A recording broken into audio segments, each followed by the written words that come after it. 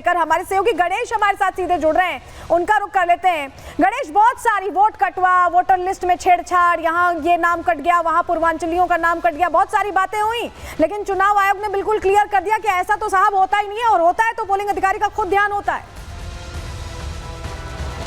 आपने सही कहा ना कि चुनाव अधिकारियों ने अपनी बात साफ तौर से कह दिया कि ऐसा कुछ भी नहीं होता। जिस तरीके से जो सियासत के लोग जिस तरीके से जो आरोप लगा रहे चुनाव आयोग के ऊपर, तो इस पर आम आदमी पार्टी के जब नेताओं से हमने जब सवाल किया था तो उनका साफ तौर से कहना था कि आम आदमी पार्टी के राज्यसभा सांसद संजय सिंह की पत्नी का वोट किस तरीके से कटने का आवेदन दिया गया, ये अपने आप में उसके लिए साक्ष्य है, पूरी तरीके से उसे झुटलाया नहीं जा सकता। प्रियंका कक्कड़ से जब हमने सवाल किया था तो आम आदमी पार्टी अभी भी उसी बात पर अडिग है। उनका साफ तौर से कहना है कि दिल्ली में बड़ी संख्या में वोटों को कटवाए गए, वोट फेर में हेरफेर किया गया, अभी भी उसी अपनी बातों पर अड़िग है। उनका साफ तौर से कहना है कि बेशक ये कुछ भी षड्यंत्र रच ले, लेकिन दिल्ली के अंदर फिर से आम आदमी पार्टी सत्ता में आने वाली है।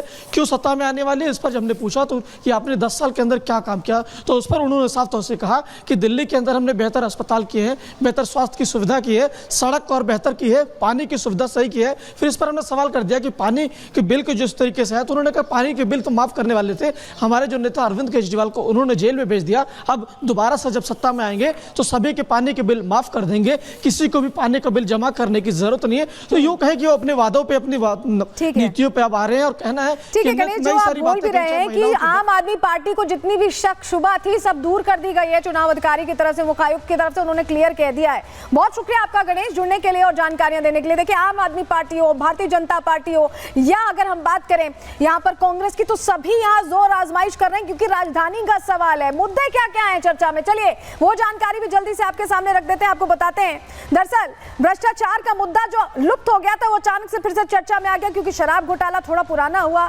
लेकिन बात अभी भी उसकी हो रही है। जल बोर्ड घोटाले की बात हो रही है, शीश महल की चर्चा कैग रिपोर्ट आने के साथ फिर से तेजी से बढ़ गई है। यमुना का मुद्दा अभी भी सामने लगातार चुनौती बना हुआ है अरविंद केजरीवाल के लिए, जिसमें वो 2 टेन्योर में वादा कर चुके थे।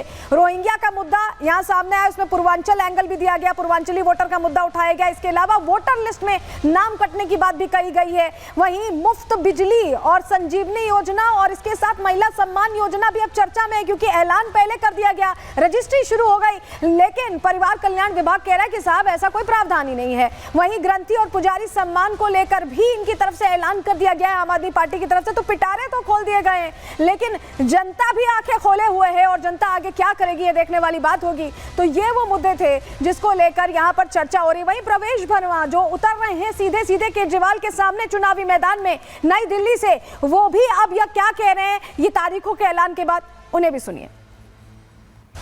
मैं सारे दिल्ली वासियों को बधाई देता हूं, शुभकामनाएं देता हूं लोकतंत्र के पर्व की। मैं इलेक्शन कमीशन को बधाई देता हूं, शुभकामनाएं देता हूं कि उन्होंने इतनी मेहनत से सारा इलेक्टोरल वोटर लिस्ट को लेकर आए, इतनी तैयारियां की हैं।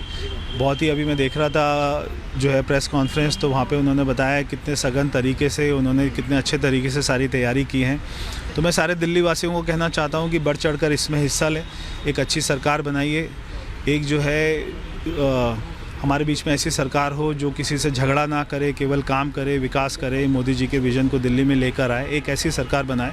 तो सभी को अपने दोस्त मित्रों के साथ में, रिश्तेदारों के साथ में वोट करने जाना चाहिए और सभी को इसमें पार्टिसिपेट करना चाहिए। जहां प्रवेश वर्मा वोट देने की अपील कर रहे हैं, वहीं कांग्रेस और आम आदमी पार्टी भी पीछे नहीं है, उन्हें भी सुनिए। तैयारी तो है, इसीलिए हम लोगों ने अब की बार सीट भी जल्दी अनाउंस की, हमारा मैनिफेस्टो भी निकला, हम इसकी बातचीत करते रहे, आपस में मीटिंग्स हो गई और हम लोग जानते थे कि हमारे पास विधायक नहीं हैं, हमारे पास सांसद नहीं हैं, कॉरपोरेटर नहीं हैं, तो इसलिए वर्करों को इकट्ठा करके, जोड़ के, संगठन को फिर से पिरो के हम लोगों को एक नई सिरे से राजनीति करनी पड़ेगी और पॉलिटिक्स करनी पड़ेगी।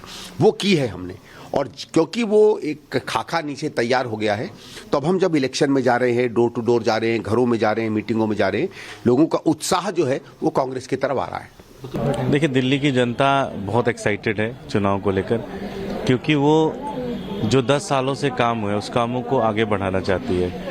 उनको पता है कि अरविंद केजरीवाल जी ही एक हैं जो 24 घंटे बिजली देते हैं, फ्री बिजली देते हैं, पानी दे रहे हैं, पानी 24 घंटे देने का योजना बना रखी है, स्कूल अच्छे किए, अस्पताल अच्छे किए, बस फ्री किया महिलाओं के लिए, 2100 रुपये देने का वादा कर रहे हैं, बुजुर्गों को तीर्थ यात्रा करा रहे हैं, बुजुर्गों का इलाज सारा फ्री करा रहे हैं। तो एक अरविंद केजरीवाल जी हैं जो जनता के लिए काम कर रहे हैं। क्योंकि चुनावी मौसम है तो अलग अलग रंग भी देखने को मिल रहे हैं और ऐसे में क्योंकि पीके बहुत चर्चा में है, प्रशांत किशोर, तो उन्हीं की स्टाइल में एक व्यक्ति पहुंचे और क्या कुछ उन्होंने कहा, क्या रंग दिखाए, उन्हें भी सुनिए।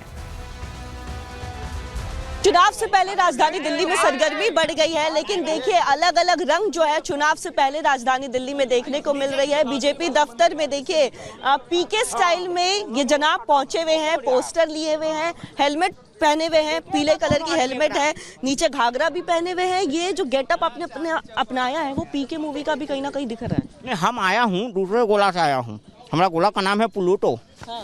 और हम जब अपना प्लूटो गोला में रहता हूँ ना तो यहाँ से एक आदमी का खांसने का आवाज़ आता है। हाँ। तो वही देखना है कौन आदमी जो यहाँ खांसता है वहाँ आवाज़ आता है। हाँ। देखा हूँ इनका चर्चा बहुत है। 10 साल में पूरा जनता को पिरामिड जो किए ना, पूरा एकदम पिराड आदमी है। एक को जो है कि कंप्लीट नहीं हुआ वादा। जब हम सुबह में गया यमुना नहाने, हम तो कंफ्यूज आइए गया, यमुना साफ ही नहीं हुआ। हाँ, तो देखा आपने, आमिर खान से इंस्पायर्ड पीके स्टाइल में पहुंचते हैं और कहते हैं कि बहुत सारे काम नहीं हुए। तो जवाबदेही आम आदमी पार्टी की है, कुर्सी पर बरकरार रहने की चुनौती उनकी है, बीजेपी के लिए मौका है और कांग्रेस के लिए भी मौका ही मौका है। तो क्या होगा ये देखने वाली बात होगी। चलिए अगले सेगमेंट की ओर बढ़ते हैं। बात अब महाकुंभ की करने वाले हैं, क्योंकि महाकुंभ पर लोगों की नजर है, कुछ नेताओं की भी टेढ़ी नजर है तो देश के दुश्मनों की भी टेढ़ी नजर है। बात उनकी है।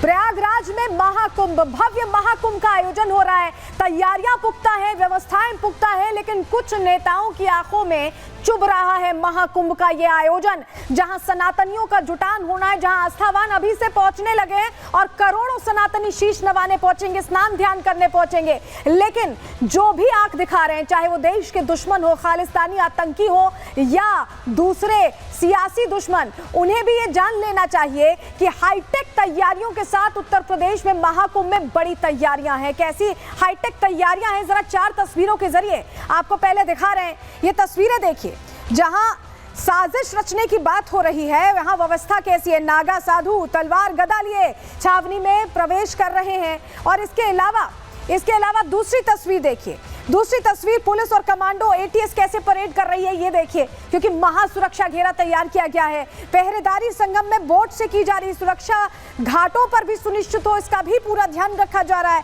इसके अलावा मेला क्षेत्र की ड्रोन से निगरानी हो रही है, यानी हर चीज पर पैनी निगाहें हैं, पैनी नजर है और कहीं कोई गलती का स्कोप नहीं है, कहीं कोई गलती ना हो, इसको लेकर पूरी तैयारी यहां दिखाई दे रही है। लेकिन खालिस्तानी आतंकी पन्नू की एक बार फिर से धमकी आ गई। अभी कुछ दिन पहले आई थी जब पीलीभीत में 3 आतंकियों का एनकाउंटर हो गया था और अब फिर से धमकी आई। हुआ क्या है, खबर बता देते हैं आपको। महाकुंभ के खिलाफ आतंकी साजिश रचने की कोशिश कर रहा है। खालिस्तानी आतंकी पन्नू ने फिर से धमकी दी है और इस बार पन्नू के नाम से सैकड़ों लोगों को, देखिए तरीका बदल दिया है, सैकड़ों लोगों को ईमेल भेजा गया है। पहले वीडियो जारी किया जा रहा था और अब ईमेल भेजा गया है। 13 और 26 फरवरी को इन लोगों को, खालिस्तानी समर्थकों को प्रयागराज पहुंचने के लिए और लखनऊ पहुंचने के लिए कहा गया, यानी एयरपोर्ट पहुंचने के लिए कहा गया है और कहा गया है कि खालिस्तानी झंडे फहराएं, इस तरह से विरोध दिखाने की कोशिश करें। ये पन्नू ने निर्देश दिया है। पन्नू ने महाकुंभ को महायुद्ध नाम दे दिया है। एक तरीके से भड़काने की कोशिश उनकी तरफ से की गई है।